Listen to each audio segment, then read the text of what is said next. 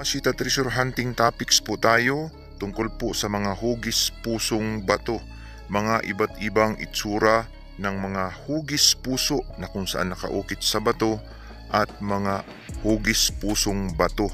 Ano nga ba ang mga kahulugan ng iba't ibang klasing hugis puso na atin pong makikita sa paghahanap ng Yamashita Treasure? Yan po ang ating isi-share sa inyo sa araw po na ito. Okay, so another marker.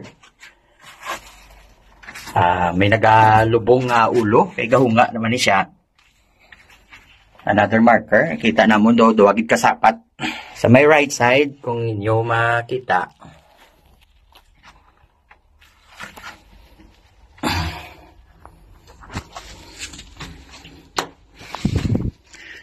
panano namon daw ulo sang bao. Ari mata. Or pwede man ulo manog.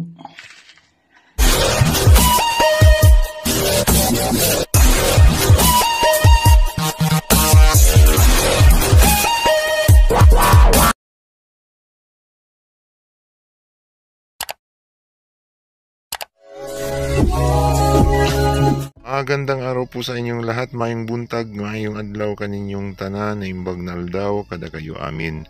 Tayo na naman po ay magbabalik sa isa na naman pong nakakamanghang Yamashita Treasure Hunting topic at tungkol nga po sa iba't ibang itsura ng mga hugis puso. Mga hugis pusong bato at mga hugis pusong nakaukit sa bato. Yan po ang ating pinaka-topic, no?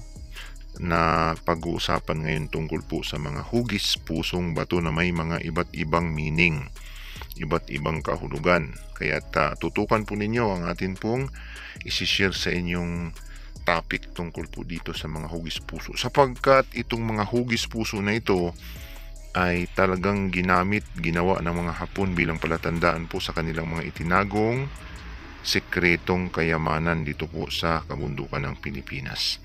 Ito pong batong ito na gawin nating example sa pagdidimo ay galing po ito sa ating site, no? Nahukay po natin yan 4 feet at yan po ay may meaning. Ito po ay isang uri ng arrow, nagtuturo po ng direksyon ng tunnel na doon nakalagay ang Yamashita Treasure. So ididimo po natin ang mga hugis puso na atin pong isa-isahin para malaman po ninyo kung ano pong ibig sabihin. Alam ninyo ang hugis puso, mga ka-treasure hunter, kapag nakita ninyo itong malaking bato ay mapa po yan ng Yamashita Treasure. Kapag bato na malaki, no, makikita ninyo hindi siya ganito, kasi ang mga ganito, mga hugis pusong ganito ay nasa ilalim, mga hidden treasure marker po ito. At yung mga nakalitaw sa itaas na mga malalaki ay mga stone map na hugis puso. Yamashita Treasure site yun na na-divide sa dalawa ang Yamashita Treasure at nakalagay po yan sa tunnel.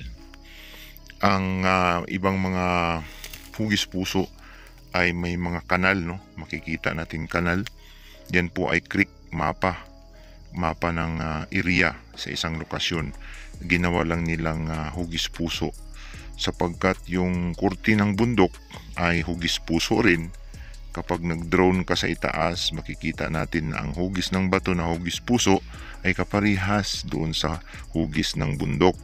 At yung mga kanal na makikita nating design, yan po ay formation ng mga creek formation na kung saan ginawa nilang mapa.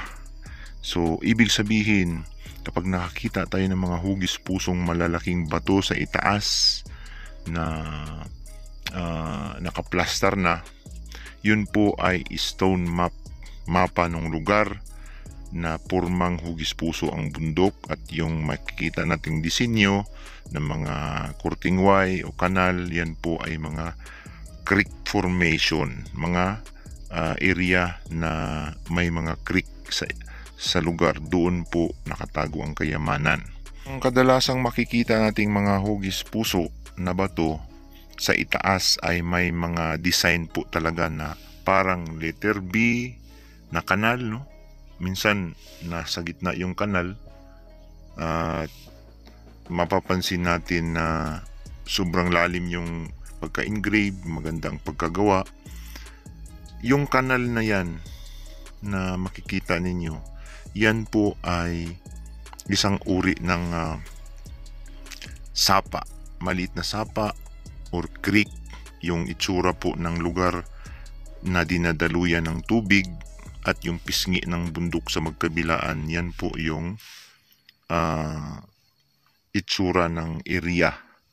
Yan po yung mapa na pinagbaunan ng treasure. So ang mga hugis puso ay napakaraming duplicate yan na itinago sa lugar o ginawa nilang mga sign marker, arrows o mga guide para matukoy ang kinaroroonan ng treasure. So ang hugis puso na yan na may mga disenyo minsan na parang letter Y, makikita nyo nakaganyan. May parang letter S, makikita nyo may parang letter S, may letter Y, o letter Z, o C, na hugis puso siya. Yan po ay creek formation din. Yan po ay itsura ng creek o lugar kung saan napagbaunan ng treasure. So, hindi po agad-agad natin mahahanap yan, kundi ang hahanapin natin ay yung mga duplicate ng mga hugis puso at yung kasama ng hugis puso na triangle. Laging magkasama yung triangle at saka hugis puso. Dalawa lagi yan silang magkakasama, triangular at saka hugis puso. Lagi yan sa mga tunnel ng mga Japanese Imperial Army. Hindi masisiro ang tunnel pag hugis puso. So, divided into 2 treasure bolts at mapa po yan ng Yamashita treasure. Hindi nangangahulugang automatic, makakatagpo kaagad tayo ng treasure kapag nakakita tayo ng hugis puso, kundi hahanapin pa natin ang kwarto ng tunnel na kanila pong pinagtataguan ng kayamanan. So, speaking of hugis puso, no, iba't ibang itsura. Ngayon, atin pong aalamin kung ano po ang mga meaning ng iba't ibang hugis puso. So, ang hugis puso, kapag nakaukit sa bato, pag nakaukit siya sa bato na hugis puso, tapos straight lang siya, no? Yan, diretso. At nakatumbok sa ilalim yung dulo, yan po ay straight tunnel. Tandaan po natin yan, diretsong tunnel pa ilalim.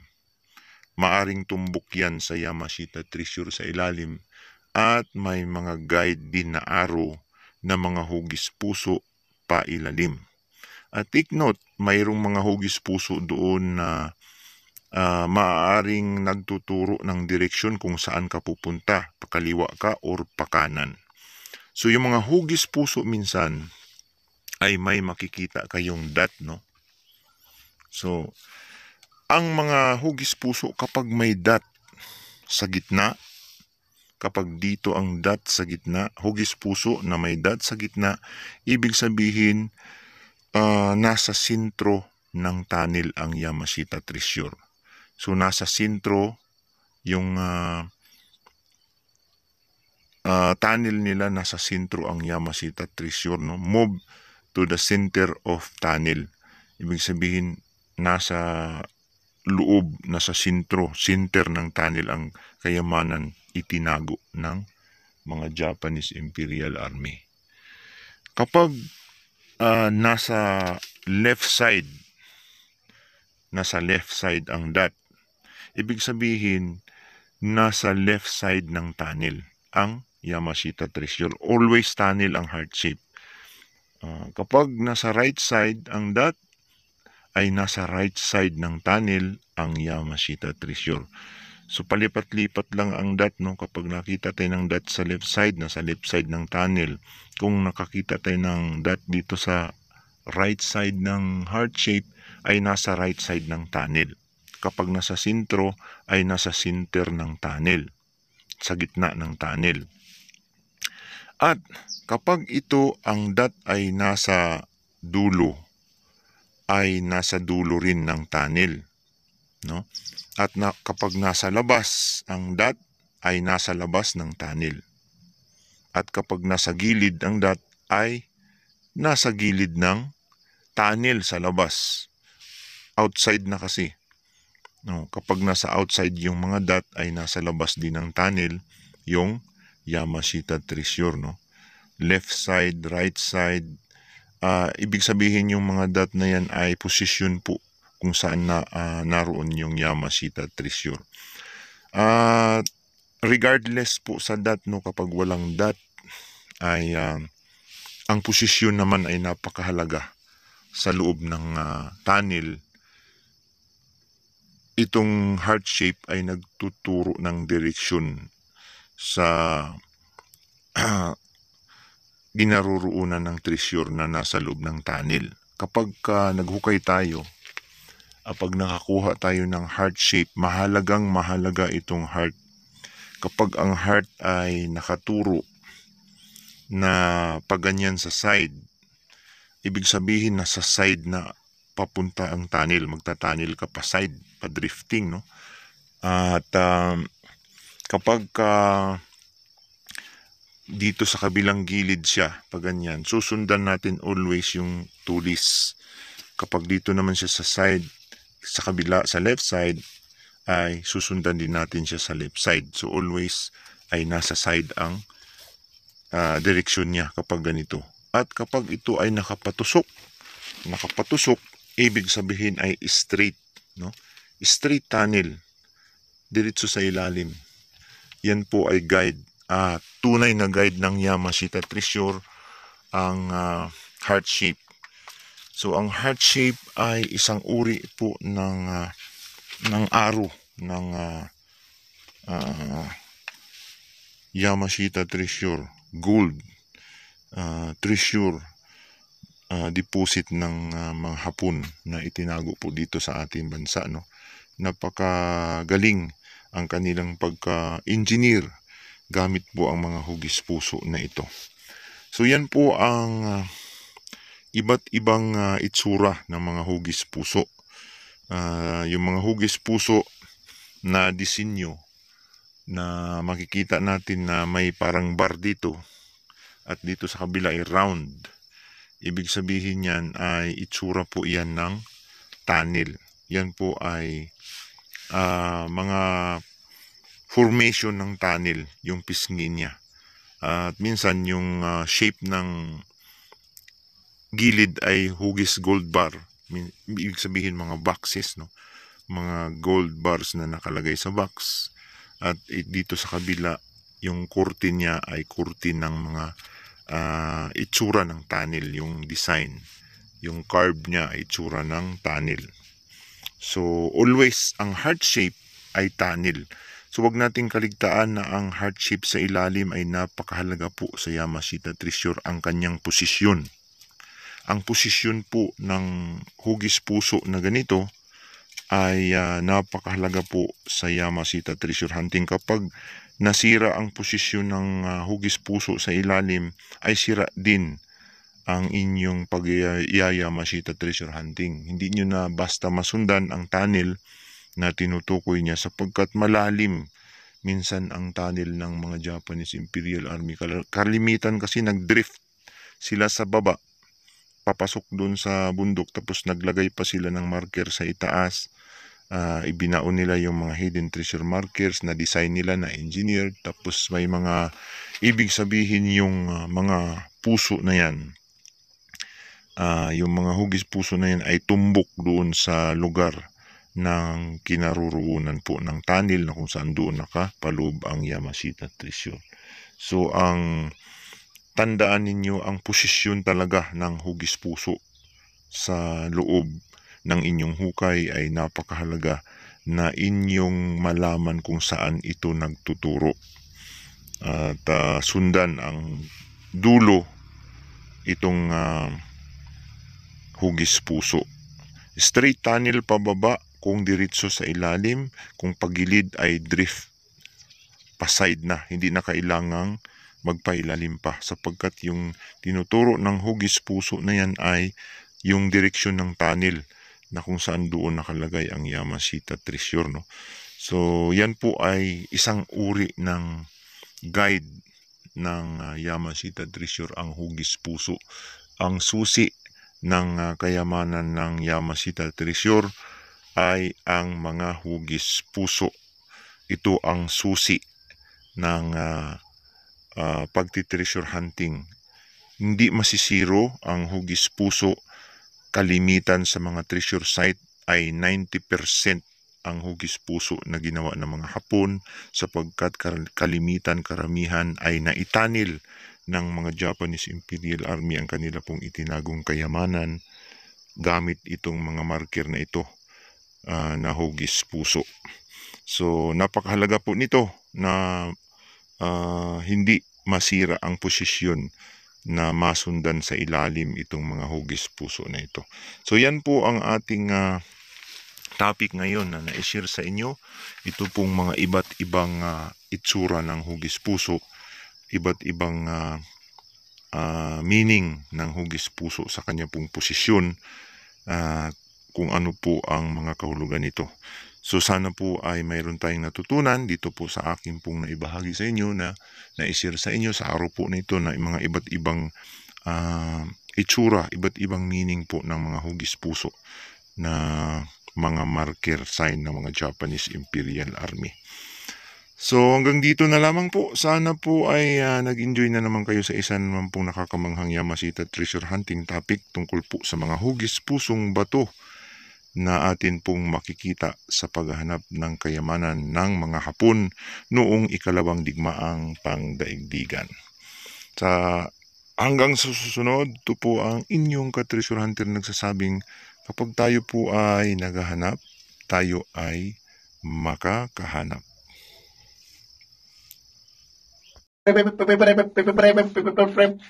Okay, so another marker. May nagalubong ulo, kay gahunga naman ni siya. Another marker, kita na mo do duwagid kasapat sa may kailang. Sa may right side, kung inyo makita,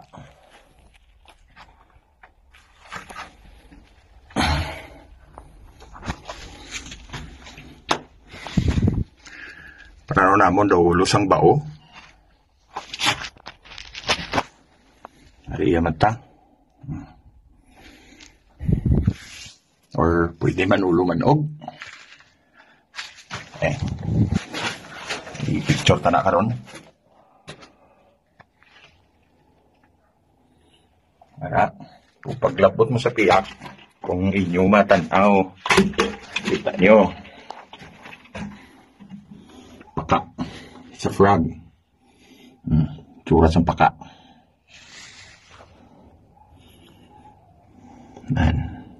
So, dua ka sapat, dua ka animal mark, ano rin panawag?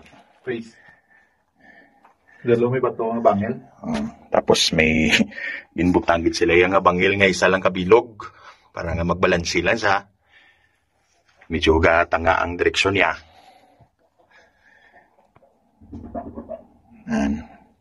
Inigo ni sa sangamon nga sinsil. Ini sinsil ni, pero ini original ni siya. Iya mata, ini sinsil man ni. Arrow sign. Hindi na siya arrow sign. Dog V man siya. Umakakas na karolipiyan ito pag gina. Kung may mga marker. So sa piyak klaro ka yung frog.